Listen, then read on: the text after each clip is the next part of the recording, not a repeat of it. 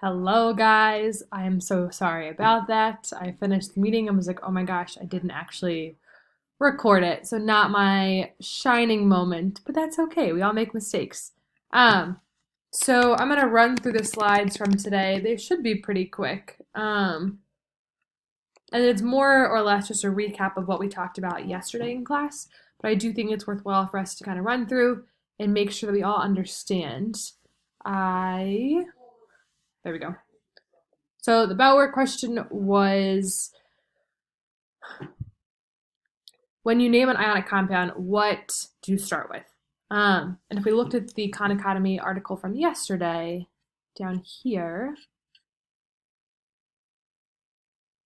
always name the cation before the anion. And the chemical formula of the cation will appear first as well.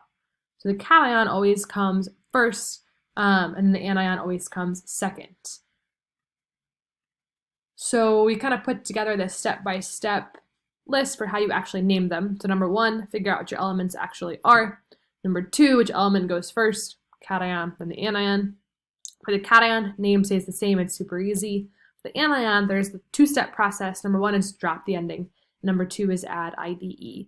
For the endings, don't worry about dropping the right letters. After a while, you kind of pick up on them, but if you drop the wrong letter, it's not a big deal. I just want to see that you know to drop the ending. So a couple good examples of this that the Khan Academy article highlights is like oxygen becomes oxide, phosphorus becomes phosphide, carbon becomes carbide, and that IDE lets us know that it's a negative element.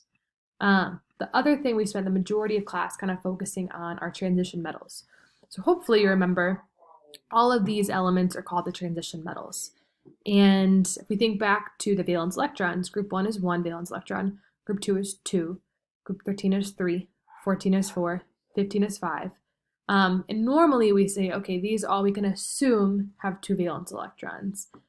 And that goes back to the like 3s, 3p, 4s, 4p. These are all part of the D block, so they're kind of inside elements, quote unquote.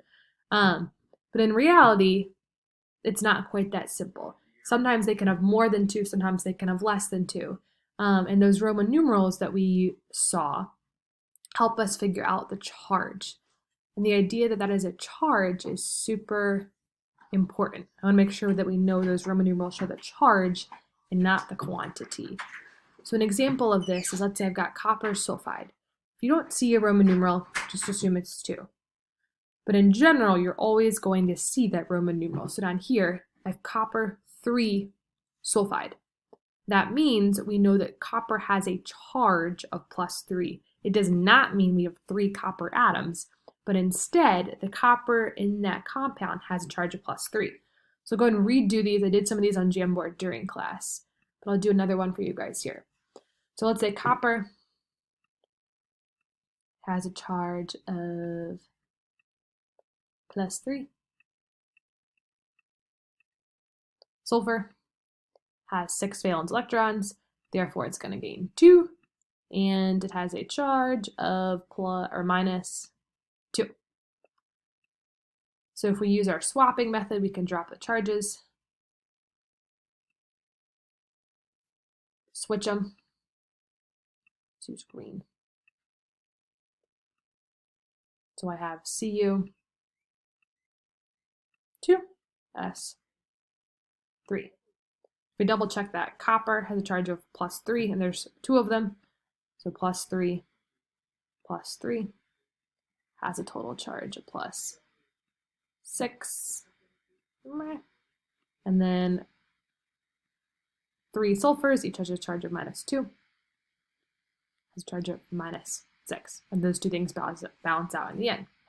So keep in mind that 3 tells us there's a charge of +3, not 3 copper atoms. I can't emphasize that enough. It's kind of a tricky point a lot of people get stuck up on. So remember, the one thing I'm asking you to memorize is that Roman numeral means the charge. And here's kind of an example of what copper sulfide actually looks like. It's kind of cool, very blue. And the important thing is here, so if you look at copper sulfide, there's 9 different examples or 9 different elements, 9 different compounds that involve copper and sulfide. And we have to specify which one is which. The two we're going to focus on today is CuS2, which is called Willimanite. Looks kind of like this. Fun fact, it's in Spain. And then chaxolite, which is looks like this. And it is, let's see, nothing super exciting about it. Very profitable copper ore. But basically, they're not the same thing. So we can look at the chemical formula and tell that. But if I wanted to actually have you name them, we would have to use our Roman numerals. And we can work backwards to actually figure that out. So to do that, we can say, okay, use a sticky note for this. We have CuS2 and Cu2S. What are the two chemical formulas for those? So we know they're both going to be copper sulfide. That is true. But we need to figure out what the charge with the Roman numeral is going to be in that space to help us figure out the charge and specify the difference. So to do that, we're going to say, okay, up here, CuS2. And we know ionic compounds have to have a charge of 0 in the end. Think about your salt. It's not stick to your refrigerator. It's not magnetic. Also stated right there in the Khan Academy article. So I can say, okay, we know sulfur has a charge of +2 because it has 6 valence electrons, gains 2. So I've got 2 sulfurs, each has a charge of -2. And in the end, I need those to balance out to 0. -2 and -2 is -4. So the only thing that copper could be equal to is +4. And notice there's no subscripts here, so I only assume I have 1 copper. So that means my copper has a charge of +4. And that means we're going to name it. I'll name it pink registry color. Copper IV sulfide. And don't forget that one thing I'm going to overemphasize. That Roman numeral shows us the charge, not how many. So my copper atom in this compound has a charge of +4 because it's balancing out the 2 sulfurs. So the other one we'll look at is Cu2S. So let's say Cu2S.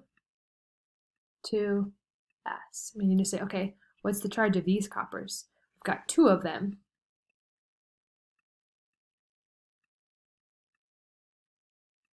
And we have 1 sulfur. Remember, sulfur has a charge of -2. We have to balance out to 0 in the end. So you could kind of do this one of 2 ways. You could say algebraically, 2 coppers have to have a charge equal to 0. I add 2.